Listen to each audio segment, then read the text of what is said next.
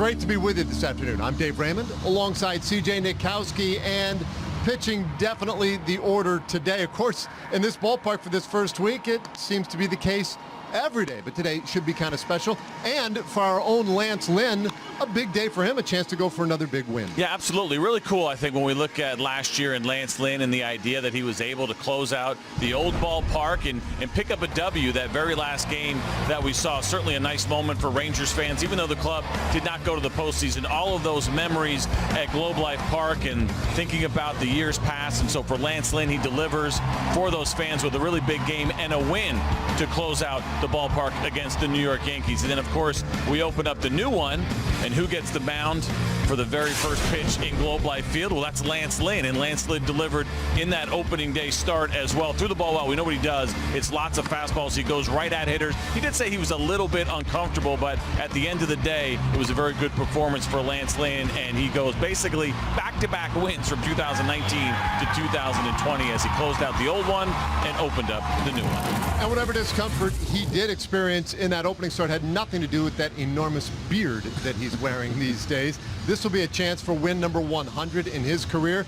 But if he's going to do it, the Rangers are going to have to find a way to score some runs against a guy with some pretty good pitching history himself. He's got some great history, and especially when you talk about the big moments for Madison Bumgarner, the World Series, the postseason over the course of his career, but would take you back to 2014 against the Kansas City Royals and how dominant he was, not only as a starting pitcher, but out of the bullpen. It was an amazing feat to see what he had done, and he really cemented his legacy with those Giants fans. Look at these career numbers in the World Series. Absolutely absurd. Of course, he's got some hardware to go along with those World Series rings. And among active pitchers with that 3.19 ERA. Big moments. He's been special. Still on top of his game. We'll get into what. Marte to start things this afternoon. Marte will give way to Cole Calhoun, Eduardo Escobar, and then in the middle, Walker Peralta and Jake Lamb. Bottom of the order, a little change up. Carson Kelly catching, John Jay and center.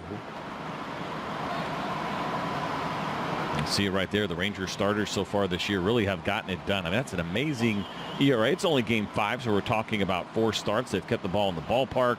They're getting their strikeouts and not a lot of hits allowed so far. Fastball, there's a lot of it. 4-seam fastball, 54%.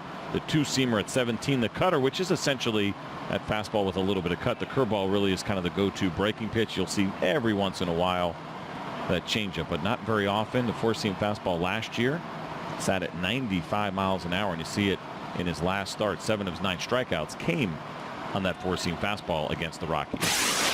Field this afternoon, it's Garcia, Heineman, and Gallo. You mentioned a little bit of a different look. There it is for the Rangers as well. And in the infield here this afternoon over at third base is Isaiah Kiner-Falefa, Elvis Andrus, Ruben Odor, Todd Frazier, and Robinson Chirinos. That's pretty much your standard infield that you're going to get from the. A little bit different from yesterday. Elvis Andrus leading it off at short. Nick Solak, the DH, bats second.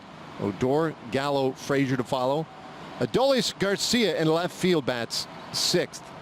Kiner-Falefa 7th. Scott Heineman 8th. And Jose Trevino does the catching, and we'll bat. The pitch mix is pretty simple. It's a 4-seam fastball. It's a cutter, curveball, occasional changeup. And first pitch strikes is what we've seen here early on from Madison Bumgarner. Nearly 70% of the time last season. That was second best among Major League starters. Only Max Scherzer threw more first pitch strikes. And those thinking about the Rangers and the idea of being aggressive early. Not a bad idea for facing a guy.